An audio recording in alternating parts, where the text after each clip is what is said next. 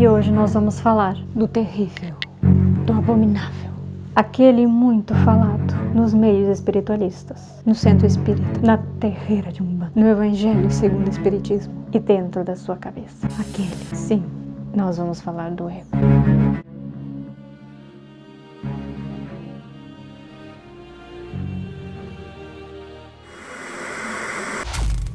Teve um dia que eu tava lá chorando, sofrendo, assim, pensando assim, ai meu Deus, que pessoa horrível que eu sou.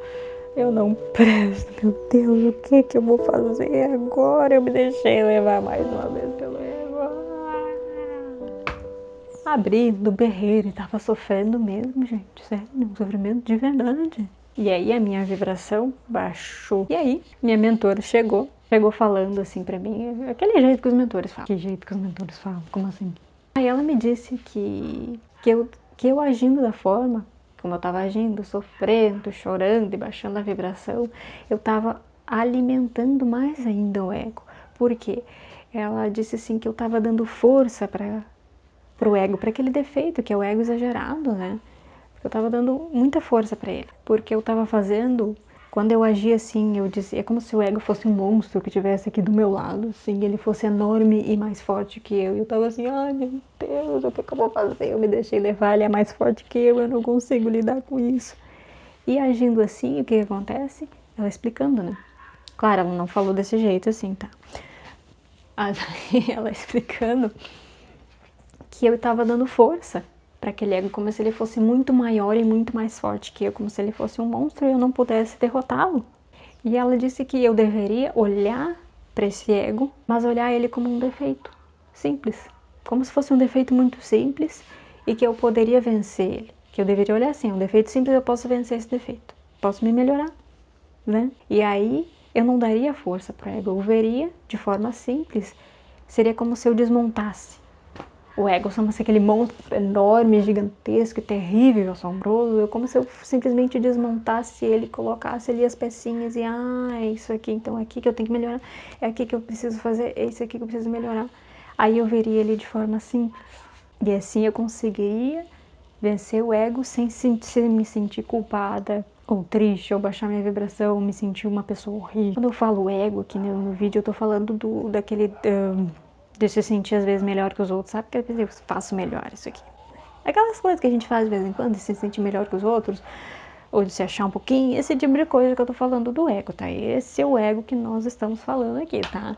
Então eu tava transformando ele num monstro, eu tava dando força e eu tava alimentando ele porque eu dizia que eu sou uma pessoa terrível, então o ego ficava mais forte, né? Eu não consigo lidar com isso, eu não sei o que fazer, ele ficava mais forte, como se fosse um monstro terrível e que eu não poderia vencer. E se a gente não pode vencer algo, o que acontece é que aquele algo nos vence. E a gente não pode se deixar vencer por um defeito. Se a gente tem esse defeito, é porque a gente consegue lidar com ele, ou melhorar o máximo que a gente puder. E é aquela coisa assim, né? Não importa o tamanho do ego, um pouquinho assim, grande. Não deixe ele ser maior que você, né? Qualquer defeito que você tenha, tá? Porque todos nós temos um monte de defeitos, uma lista assim, ai meu Deus, bom. Aquele mundaréu de defeito que nós temos, né? Tá, talvez não tantos assim, não, vamos exagerar, né? Bom, não sei. Mas em todo caso, qualquer defeito que a gente tenha, a gente tem que parar de dar força para aquele defeito. E isso vale também com o vício, né? Se bem que o vício é uma questão um pouco diferente, mas vamos focar só nos defeitos, tá? A gente transforma aquele defeito em algo gigantesco, num monstro terrível. Eu não consigo lidar com isso, eu não posso fazer isso, eu não sei fazer isso. Eu não consigo lidar, ele é muito forte, eu não consigo, eu não quero. Ou qualquer outra coisa que a gente pense. Então esses defeitos que nós temos, não podemos dar força para eles, sofrendo, chorando, se sentindo culpado. Beleza, errei. Vou buscar melhorar. Né? Eu vou analisar aquele defeito como se ele fosse algo simples, né?